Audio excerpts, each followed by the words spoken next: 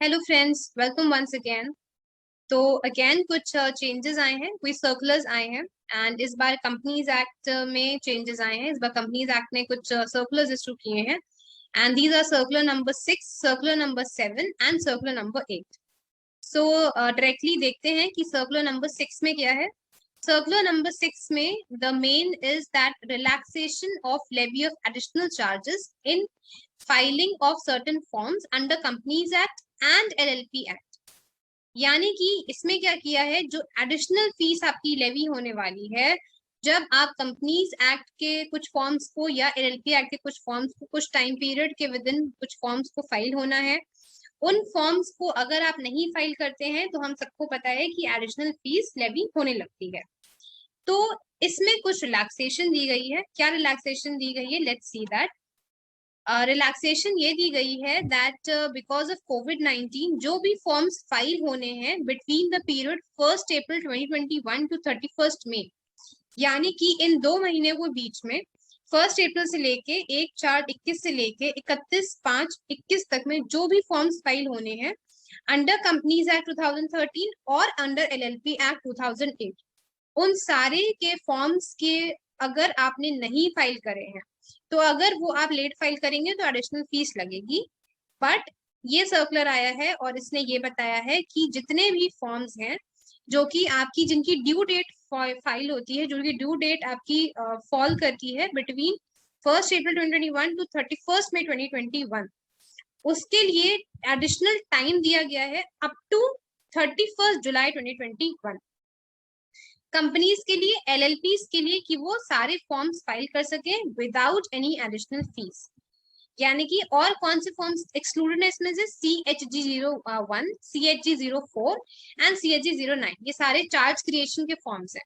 तो इनको एक्सक्लूड करके बाकी जितने भी फॉर्म्स फाइल होने हैं कंपनीज एक्ट के अंदर या एलएलपी एक्ट के अंदर बिटवीन 1 अप्रैल 2021 टू 31 मई 2021, वो सारे फॉर्म्स आप 31 जुलाई 2021 तक के फाइल कर सकते हैं विद द नॉर्मल फीस। आपको कोई भी एडिशनल फीस नहीं देनी है इन फॉर्म्स को फाइल करने के लिए। तो सारे जितने भी फॉर्म्स हैं जो आप फाइल करना चाहते हैं कंपनीज एक्ट के अंदर या एलएलपी एक्ट के अंदर, फॉर एग्जांपल एलएलपी एक्ट की जो एनुअल फाइलिंग होती है उसकी लास्ट डेट जो होती है वो 31 मई होती है। तो वो 31 मई वाली जो रिटर्न है वो अगर आप उस समय तक फाइल नहीं कर पाते हैं तो वो आप 31 जुलाई 2021 तक के फाइल कर सकते हैं। So this was a relaxation which was given by General Circular number 6 and ये नोटिफिकेशन, ये जो सर्कुलर है ये आज ही आया है 3/5/2021 में। सेकेंड है जनरल सर्कुलर नंबर 7/2021। अभी हम लोगों ने 6 देखा था, हम लोग 7 देखते हैं।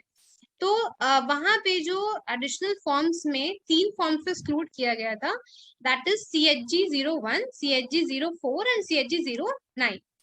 अब यहाँ पे क्या किया गया है, 7 सर्कुलर में रिलैक्सेशन टाइम का दिया गया है। बहुत ध्यान से इस सर्कुलर को देखिएगा बिकॉज कंपनीज में क्या होता है कि वी समटाइम्स हम लोग थोड़ा सा कंफ्यूज हो जाते हैं कि हमें जो रिलैक्सेशन है वो टाइम का दिया है कि वो एडिशनल फीस का दिया है। तो जो सर्कुलर नंबर 6 था वहां पे एडिशनल फीस का आपको रिलैक्सेशन दिया गया था, बट जो सर्कुलर नंबर 7 है यहाँ टाइम का रिलैक्सेशन दिया हुआ है आपको।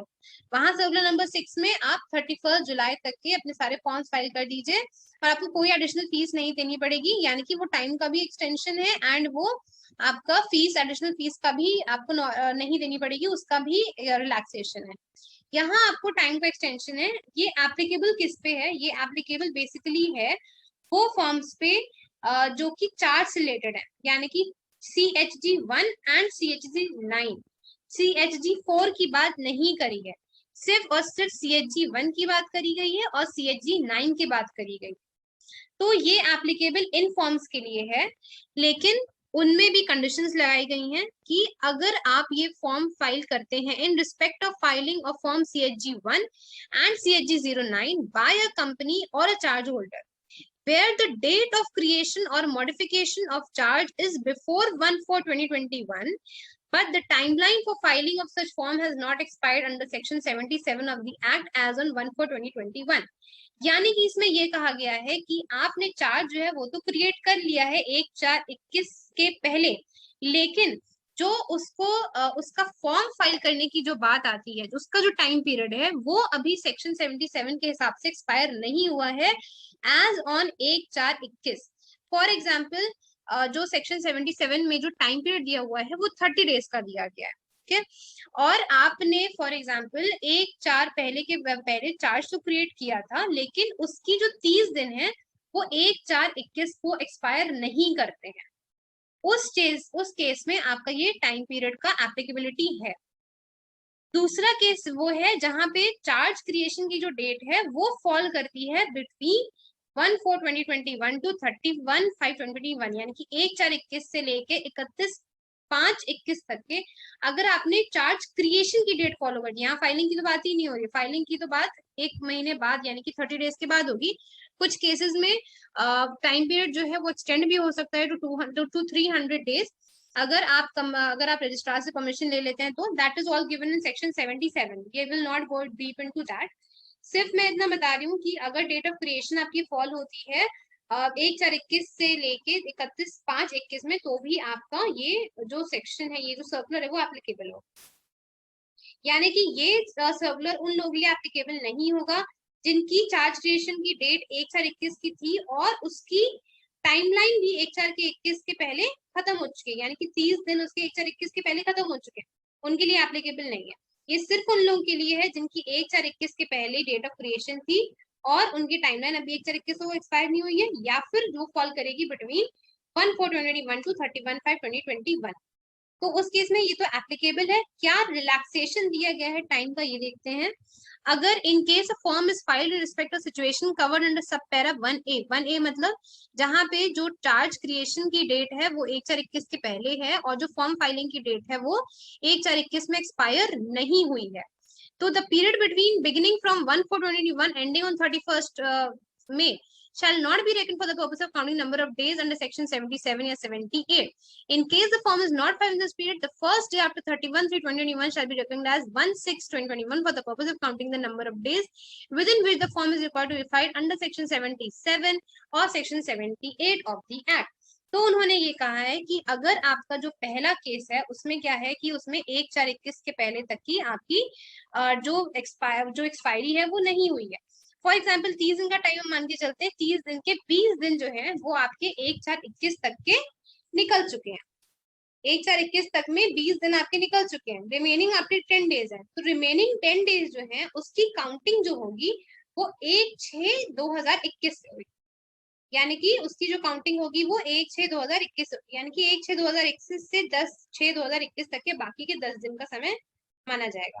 तो यानी कि क्या क्या किया गया है कि इसमें क्या किया गया है, इसमें उस टाइम पीरियड को बीच से हटा ही दिया गया है। 1/4/2021 को से 21/5/21 तक के आपको ये पीरियड हटा दिया गया है और आपका जो काउंटिंग होगी वो कहाँ से होगी, वो होगी 1/6/2021 से। यानी ये पीरियड आप स्किप कर दीजिए, 1/4/2021 के पहले देखिए कितने दिन हो गए और उसके बाद ये पीरियड स्किप करके फिर जो नंबर ऑफ डेज रिमेनिंग है वो आप 1/6/2021 से काउंट करिए, अगर आपका टाइम पीरियड 1/4/21 से पहले एक्सपायर नहीं हुआ है तो। फाइलिंग का दूसरा केस क्या होता है, दूसरा केस है कि हमने चार्ज ही क्रिएट किया है बिटवीन 1/4/2021 टू 31/3/2021। तो in that case the period beginning from the date of creation और मॉडिफिकेशन ऑफ चार्ज टू 31/5/2021, यानी कि सपोज आपने चार्ज क्रिएट किया है 1/4/21 से लेके आपको 31/5/21 तक में आपने बीच में चार्ज क्रिएट किया। फॉर एग्जाम्पल हम मानते हैं कि हमने 10/4/21 में, फॉर एग्जाम्पल 10 अप्रैल 21 में हमने चार्ज क्रिएट किया था, तो वहां के पीरियड से उठा के और 31/5/21 तक के वो रेकन नहीं होगा for the purpose of counting days, यानी कि 30 दिन का अगर टाइम है तो उस पीरियड को भी अगेन वही चीज है कि हमने 1/4/21 से लेके 31/5/21 तक का टाइम पीरियड जो है वो हटा ही दिया है। हमने ये कर दिया है कि सपोज कैलेंडर में वो टाइम ही नहीं है, तो in case the form is not having such period, the first day after date of creation shall be reckoned as 1/6/2021। तो आपका पीरियड काउंटिंग कहाँ से शुरू होगी, आपकी पीरियड जो काउंटिंग 30 दिन की काउंटिंग जो शुरू होगी वो 1/6/21 से होगी। तो बहुत ही सिंपल है कि जहाँ पे 1/4/21 से पहले अगर आपका सपोज कुछ पीरियड एक्सपायर हो गया है तो कुछ पीरियड वहां तक एक्सपायर मानेंगे और फिर आपका 1/6/21 से मानेंगे, और जहां अगर चार्ज क्रिएशन 1/4/21 से 31/5/21 तक फॉलो हो रही है तो वहां हम मानेंगे कि हमारा जो पर्पस ऑफ काउंटिंग जो पीरियड है वो 1/6/21 से मानेंगे। ये है रिलैक्सेशन ऑफ टाइम। लेकिन आते हैं एप्लीकेबल फीस पे। अगर हमारा जो सिचुएशन है वो 2A का है, यानी कि हमारा चार्ज क्रिएशन 1/4/21 से पहले है और उसकी जो टाइमलाइन है वो 1/4/21 से पहले एक्सपायर नहीं हुई है, the fees payable as on 31/3/2021 and the fees whose set form shall be charged. If the form is filed thereafter, इन्होंने कहा है कि आपको तब उस फॉर्म को फाइल कर देना है 31/5/21 तक के। अगर आपने 31/5/21 तक के फॉर्म फाइल कर दिया तो नॉर्मल फीस चार्ज होगी। अगर आपने 31/5/21 के पहले फॉर्म फाइल नहीं किया, applicable fees shall be charge after adding the number of days beginning from 1/6/2021। उसके बाद फिर आपका जो एडिशनल फीस लगनी एप्लीकेबल होगी वो 1/6/21 से होगी, यानी कि एडिशनल फीस लगेगी लेकिन वो 1/6/21 से होगी। जिस दस डेट रिलैक्सेशन ऑफ टाइम दे दिया गया है, यानी कि 1/4/21 से लेके 31/5/21 तक का जो टाइम पीरियड है उस पर कोई एडिशनल फीस नहीं लगेगी। एडिशनल फीस 1/6/21 से लगनी शुरू हो जाएगी। ओके, सो आपको रिलैक्सेशन टाइम का तो दिया गया है, लेकिन एडिशनल फीस आपकी उसी अकॉर्डिंग फिर लगने लगेगी। अगर 2B के अकॉर्डिंग है, यानी कि अगर सिचुएशन 2B में फॉल करती है, यानी कि ऐसी सिचुएशन जहां पे हमारा चार्ज क्रिएशन हुआ है 1/4/21 से 31/5/21 के बीच में, तो नॉर्मल अगर फॉर्म आपने फाइल कर दिया 31/5 तक के, 31/5 तक आपके पास टाइम है, आप फाइल कर दीजिए फॉर्म, आपका जो नॉर्मल फीस पेबल हो जाएगी। अगर आपने फॉर्म फाइल नहीं किया तो first day after the date of creation the charge shall be reckoned from 1/6/2021, और जब तक कि आपने उसको फाइल नहीं किया होगा तब तक की एडिशनल फीस चार्ज हो जाएगी। Okay, so this basically this circular is for relaxation of time, because as subject मैंने इसलिए बिल्कुल क्लियर कर दिया था, there is only main relaxation of time for filing forms related to creation or modification charge in the Companies Act 2013. Okay, then आता है कि इस सर्कुलर किस पे एप्लीकेबल नहीं है, CHG 1 एंड CHG 9 जो ऑलरेडी फाइल हो चुके हैं before the date of issue of the circular, यानी कि 1/4/21 से पहले अगर कोई फॉर्म फाइल हो चुके हैं, या इशू ऑफ सर्कुलर, ये सर्कुलर इशू हो रहा है 3/5 में, इससे पहले अगर कोई फॉर्म फाइल हो चुका है उस पर ये एप्लीकेबल नहीं है। अगर एडिशनल फीस आप दे चुके हैं तो आपको रिफंड नहीं होगी। टाइमलाइन जो है वो सेक्शन 77 एंड 78 अगर 1/4/21 से पहले एक्सपायर होगी उन फॉर्म्स के लिए भी एप्लीकेबल नहीं है। CHG 4 जो सेटिस्फैक्शन ऑफ चार्जेस का जो फॉर्म होता है उसके लिए ये नहीं है। I have told you this is only for CHG 1 and CHG 9, and the timeline for filing the form is filed future date despite exclusion of time provided in subpara 2 above। और अगर कोई ऐसा फॉर्म है जो कि जिसका time period ही fall कर रहा है 1/6/2021 के बाद, उसके लिए भी ये सर्कुलर एप्लीकेबल नहीं है। तो this is circular number 7/2021। There is another circular that is issued today itself, that is 8 number circular 2021।